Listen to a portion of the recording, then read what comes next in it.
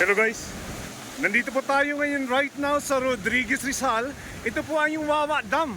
As you can see right now, napakalakas ng buhos ng tubig na galing dyan sa kabundukan na yan. Sa area na yan, oh. Ayan eh. Close up natin. Super lakas, super dami ng tubig na naimbak going pababa sa area na yan. Tingnan nyo guys, napakalakas ng tubig ang bagsak nila, oh. Ayan, puntahan natin sa pinakamalapit sa area na yan kung saan makita mismo yung pagbuhos mismo ng tubig galing sa kabundukan. Punta natin guys, diretso tayo.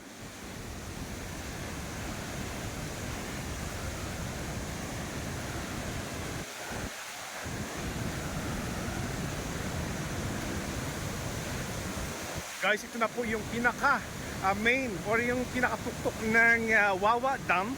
Itong area na ito kung saan makita yung puro kabundukan. Lakas ng tubig. Hindi naman totally umuulan, kaya nga lang yung pag humahangin, yung tubig na inaanod sumasama sa hangin, yung tubig na yun, oh. Pupunta natin sa pinakatuktok, sa pinakataas mismo guys.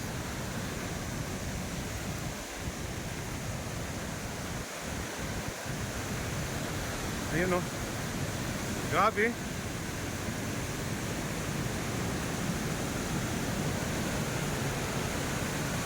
So ito na tayo ngayon. Grabe ang taas niya, no?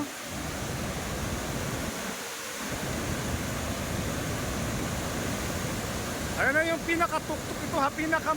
Sa pinakamataas na itong lugar na kung saan makita nyo guys yung tubig na bumabagsak. Ayan. Ang lakas. Oh. Grabe, ayan na, oh.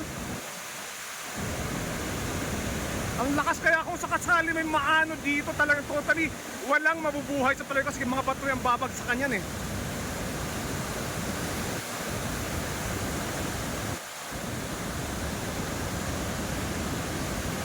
Bismillah.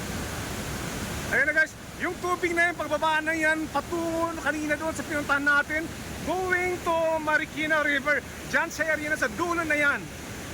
So balik tayo uli.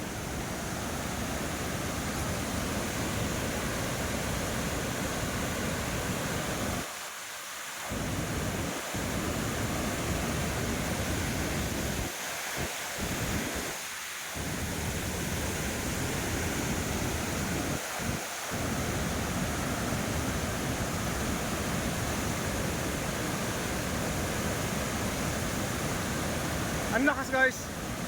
Kaya mga kababayan yan dito malapit sa area nito dapat magsilikas kasi unpredictable, hindi natin malalaman or pag malakas ang ulan masyado biglang babagsak ito. Biglang siguradong nakakatakot dito eh.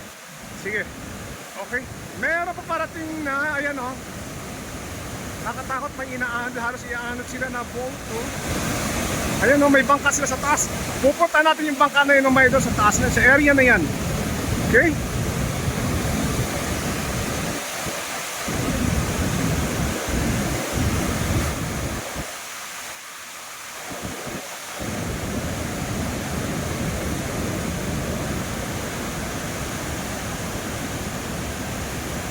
So yan lang guys, thank you for watching. Pakishare naman para malaman o makita ng mga kababayan natin kung gaano kaganda rin pagmasdan, gaano delikado yung lugar na ito pag oras na naaanod kayo rito sa lugar na ito.